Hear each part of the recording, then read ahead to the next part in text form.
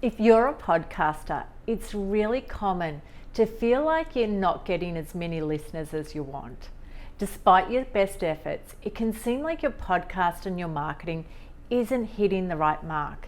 And this reduces your confidence, it kills your mojo, and it makes it harder for you to think of future episodes that are going to stop the right people in their tracks and give them that feeling that your podcast was made specifically for them. So if this is happening to you, it's a sign that there's a disconnect between your message and your audience. Your podcast content and the way you promote it just isn't reaching the hearts and minds of the people who it's designed for. And you're putting all this hard work in, but for what? Well, the good news is there's a solution, and it all starts with going back to the basics. Specifically, it may be time for you to get to know your ideal audience better with as much clarity and detail as possible. So by understanding the patient and their symptoms, you can be sure that your podcast is the perfect prescription.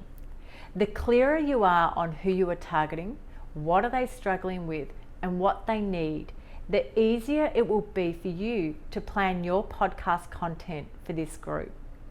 Now, this understanding of who is at the other end of your podcast is actually what separates good podcasts from great ones.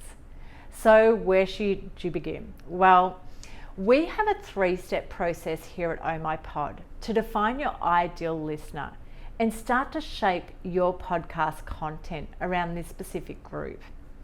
So if you're an existing podcaster, this may be a way to get to know your audience better, so your messages are more relevant to them. And if you're planning on launching a podcast, let this be the first step in your launch plan. So let's walk through these steps. Step 1 is around getting clear on what defines this person. So understand things like how old are they? What's their agenda? Where are they located? What type of jobs do they have? And what type of financial situation are they in?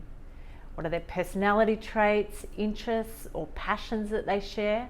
Now, not all of this is going to be relevant, but finding the common links between who your podcast is designed for and jot them down.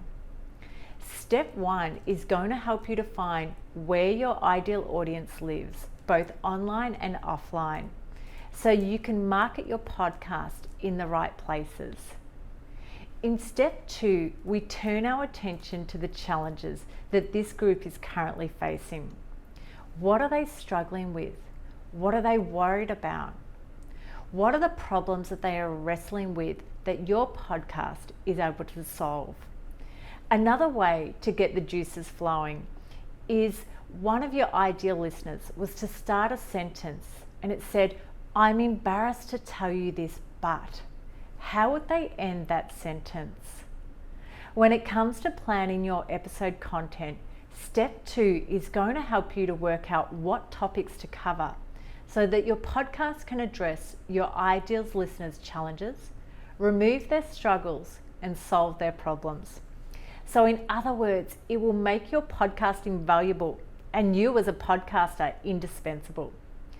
Finish this stage by listing down the experts and the voices of authority who are already solving these problems for this particular group. But don't think of these people as your competition. Yes, guys, these are your future podcast guests. And that brings us to step 3, which is naming your ideal listener. Is it Lynn? Is it Barry? Or is it Abigail? Now, this bit, it sounds a bit kooky, I know, but humanizing your ideal listener will give you a handy reference point to keep coming back to. Thinking of some future episode topics. What would Abigail want? Or you might be writing a social media post. What type of words would Hank want to read? If you're looking to get some press coverage for your podcast, what media outlets would Lynn check regularly?